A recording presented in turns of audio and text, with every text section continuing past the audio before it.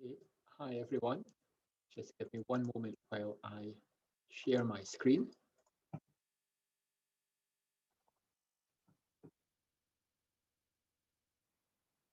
Okay, so I'm going to talk to you on this World Delirium Day about delirium and stroke. I'm Terry Quinn. I'm a stroke physician in Glasgow in the UK. I've also got an interest in delirium. And the reason I wanted to give this talk was a lot of people in the stroke community, when I said I was interested in delirium, thought I was crazy. They said, oh, that's very niche. Delirium doesn't happen in stroke. And equally, in the delirium community, which I think I know quite well, when I said I was interested in stroke and delirium, people didn't seem that interested. That didn't seem like a priority topic for them. And actually, hopefully, by showing you some of the research we've done here in Glasgow and elsewhere, I'll convince you that we should be thinking about delirium and stroke. We can't forget it. And I guess it speaks to one of the things that I've tried to do throughout my research career, which is to challenge and try and tackle some of that silo thinking I think is very pervasive across all older adult clinical care and older adult research. So people that work in the field of stroke are expert in stroke, but when it comes to things like delirium or dementia or frailty, they perhaps feel that that's not their area. That's for someone else to deal with. Whereas equally, someone that works in the field of delirium, very expert in that condition, but if it's accompanied by a stroke, again, they maybe feel that that's perhaps not their area. Perhaps where you work, things are different, but certainly where I work, there is that perception. Things are changing, and I think they're changing for the good, because we know older adults aren't siloed in this way. Older adults often have background frailty, background cognitive decline, a stroke, and that could be complicated by delirium, as I'm going to show you. So these are important things to consider in the whole. So let me give you a scenario, a real scenario, from going around the stroke unit this week. An 88-year-old lady who I've been looking after, she's been on the stroke unit now for a few days. In the background, she has some mild cognitive problems. There has been a history of alcohol misuse. She has problems with glaucoma and age-related macular degeneration, and she's on quite a lot of medication. She came in with really quite a substantial stroke, but she was thrombolyzed and she was making good progress. But the nurses said to me that something had changed. She was rehabbing well, and then there had been a change. And now she was sleepy, and she wasn't really engaging, and she was struggling to focus with the therapist when they were working with her. They also noticed that at times she seemed to be picking at the air. Of course, as always happens, by the time I went round on the morning ward round, all of that was better and things seemed to be fluctuating. So I'd put it to you that this isn't an uncommon scenario, but to those people who work in stroke that said to me delirium doesn't happen in stroke, I'd put it to you that this is classic delirium. It's classic both in terms of there being so many risk factors there for this person developing an incident delirium, the older age, the prolonged hospital admission, the background cognitive problems, the sensory impairment, the alcohol, the polypharmacy, and the fact that there's been a major neurological insult. And there are lots of other things there that really, this could be nothing other than delirium. The acute change, the fluctuation between a hypoactive and a hyperactive state, the inability to sustain attention, the floccillation, the cardiology, all of these things make it very clear that this is delirium. So in this talk on delirium and stroke, I want to cover what is delirium, why is it important, how do we assess it, can we predict it, how do we manage it? And we're going to apply all of these things to stroke. But actually, I'm not going to apply them to stroke sometimes, because something that I've learned from looking into this is that the good manage of delirium is the same, whether that person's in a stroke unit, in an older adult ward, in an orthopedic ward, in an ITU. And what I've also learned is that the diagnosis and the risk factors and the prognosis are actually all quite similar as well, whether the person has delirium in the context of a stroke or not. So although people might think that delirium and stroke is very different from standard delirium care, perhaps it's not so different. So let's start with what it is.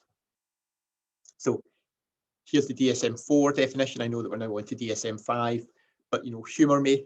I'm a stroke doctor. I'm not a delirium specialist. And we know, I mean, these are things that will be common to anyone working in the delirium field, but let's apply this to stroke. So you have problems of consciousness, an inability to sustain or shift attention, a change in cognition, things that we see all the time in stroke.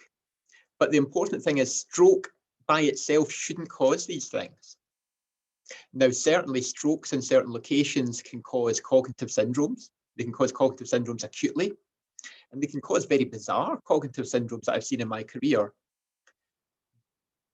But these hallmarks of delirium, the fluctuating course, the inability to sustain attention, the change in consciousness, that's really not possible with a stroke lesion on its own. The other thing just to think about in this definition is that delirium should have a precipitant, and stroke can be that precipitant. But within a stroke unit, it doesn't only have to be the stroke that can be a precipitant to delirium, because we know that all of the common complications of stroke, like pneumonia or urinary tract infection or venous thromboembolism, all of those things can also be a precipitant to delirium. So if we break down DSM-4, these are the things we're looking at. Maybe for a stroke specialist like me, this is too much to remember. So thankfully, DSM-5 makes it easier still. We're looking for that acute change, that change in arousal, that inability to sustain attention, and some other cognitive deficit. And actually, in stroke care, we're often looking for these things anyway in a lot of the stroke assessments we perform. Maybe we don't realise that we could use that information to also make inferences about delirium, but we certainly could. So why then do I think that delirium is important, and why do I think it's important in stroke? Well, the truth is, and again, many of you that are interested in delirium will know this, wherever you look in the hospital, if you look hard enough, you find a lot of delirium, whether that's in general medical wards or in critical care wards, where people are unwell, there is delirium. So what about in stroke? Well, we had a look at this, and first of all, we performed a meta-analysis. And although people said that delirium and stroke was niche, actually there were quite a lot of papers there. Heterogeneity, as you can see, but we were able to pull things together. And our meta-analysis suggested that 1 in 4 people during the time that they're in hospital with an acute stroke will develop a delirium. That includes prevalent and incident delirium. So that's big numbers. 1 in 4 is substantial. But we did our own study. We did our own study looking for delirium in patients admitted to our hyperacute stroke unit. And we actually found that the rate was slightly higher, at about 30%. And the reason for that was a lot of the studies included in our meta-analysis excluded people who would be very high risk. So they excluded people with aphasia from a severe stroke. They excluded people with a prior dementia. They excluded people who had problems with alcohol and drugs. And by excluding those people, they will have artificially reduced the apparent incidence of delirium. So in our cohort, where we had the ethical approval to include everyone that came into the unit, we found that delirium was around 30%. And these papers are both published in the journal Stroke. So what about outcomes? Well, again, we know in older adults with delirium, it's associated with a variety of poor outcomes. Admission to a care home, functional decline, cognitive decline in dementia, and of course, death. How about in stroke? Well, things aren't much different.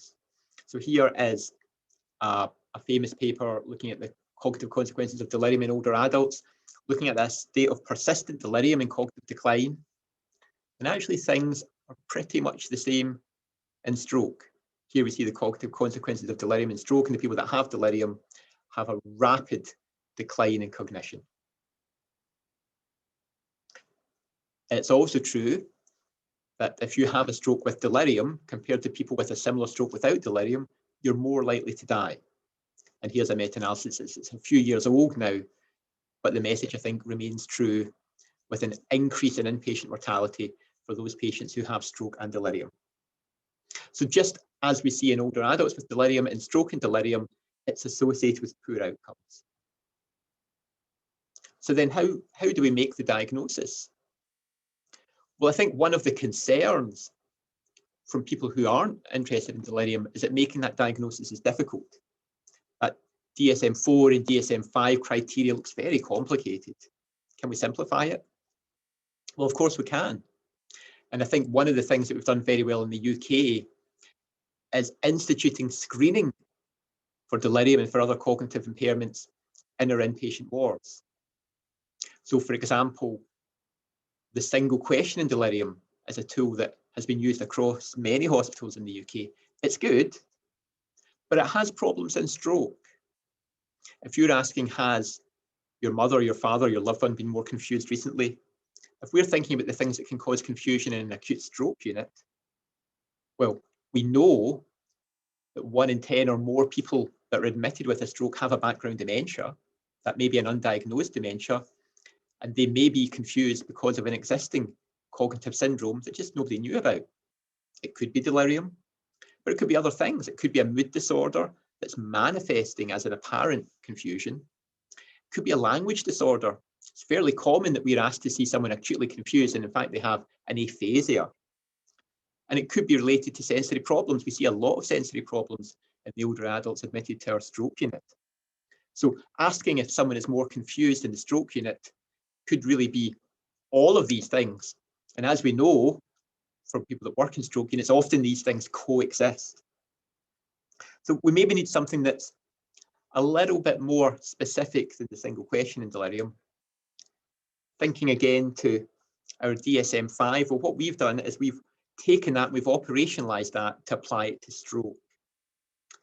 This flow diagram here, I realize, is slightly busy for the purposes of a slide, but again, this is published and it's available in a paper that we published in stroke. But really all we're doing is we're taking those elements of DSM-5 and we're showing how you can apply them within an acute stroke population. So we're looking for inattention and we're offering various ways to do that, recognizing that in routine stroke care, some of these things are done already. We're looking for the acute change, which means speaking to family, speaking to nursing staff. We're looking for an additional disturbance in cognition. And again, we often do some tests of cognition in stroke. We need to make sure that what we're seeing isn't explained by another neurocognitive disorder. And we're remembering that stroke itself shouldn't cause this presentation. And then we're looking for a precipitant, and we're remembering that stroke can be the precipitant, although we'd still want to look for other things that could also have precipitated the delirium. So although this appears complex, really what we're looking for is the level of arousal, some tests of cognition, and whether there's acute onset and fluctuating course. So really, we can do that with the 4AT test. The 4AT test takes all of those aspects, and you can apply 4AT in stroke. And you'll see from the recent papers looking at the accuracy of 4AT, it works just as well in stroke as it does in other populations. Thinking back to Our Lady from the ward round, could we have predicted that she would develop delirium? Well, there were a lot of things there that would say she was high risk for that. Again, this will be familiar to many people that work in the delirium space. Here are some of the risk factors and conditions that can precipitate a delirium. This is from the NICE guidance. There are other lists that are equally valid. We had a look at the things that seem to be associated with delirium in our stroke unit. And we found the usual suspects, but we also found that there were things specific to the stroke itself. And when we performed multivariate modelling, the most important things were older age, a background of particularly alcohol misuse in our population, but also the severity of the stroke. And these were the three things that were most associated with developing a delirium. So the kind of things we'd see in an older adult population who develop delirium, but also something that is unique and specific to stroke, this measure of stroke severity. So we've now seen that there is stroke in the stroke unit, that there is delirium in the stroke unit. How are we going to manage that? Well, the bad old days, we would manage these things by reaching for drugs, trying to sedate people. Hopefully, we've moved on from that. Certainly in my practice, I've seen a move away from these kind of things, a move away from restraint. This isn't about drugs. And we know that, and we know that from scientific evidence.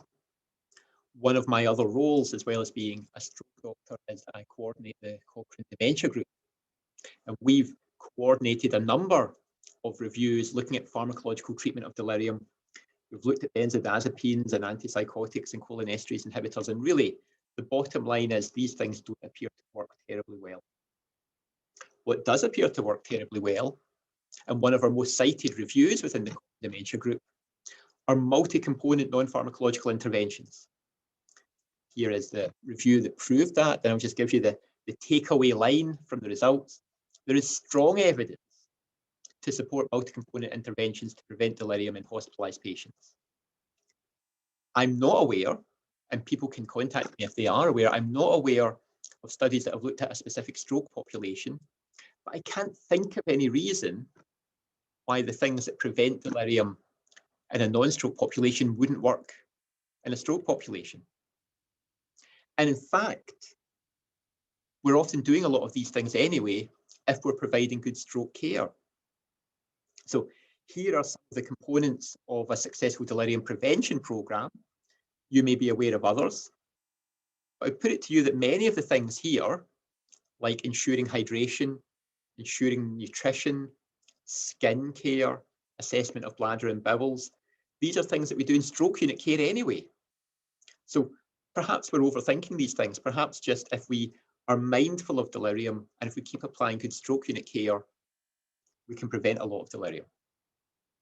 But my worry is that we're perhaps forgetting that and about delirium and stroke, because in the huge push towards hyperacute services, the push towards hyperacute interventions in stroke, which are inherently a good thing, they can prevent disabling stroke, we need to not lose that coordinated, multidisciplinary, acute stroke unit approach that perhaps prevents delirium. And it will be interesting to see what happens to rates of delirium and stroke as stroke care becomes more interventional. So thank you for listening. My final message, the message I began with, was let's remember about delirium and stroke. But let's remember also that good delirium care is good stroke care. Thank you for listening.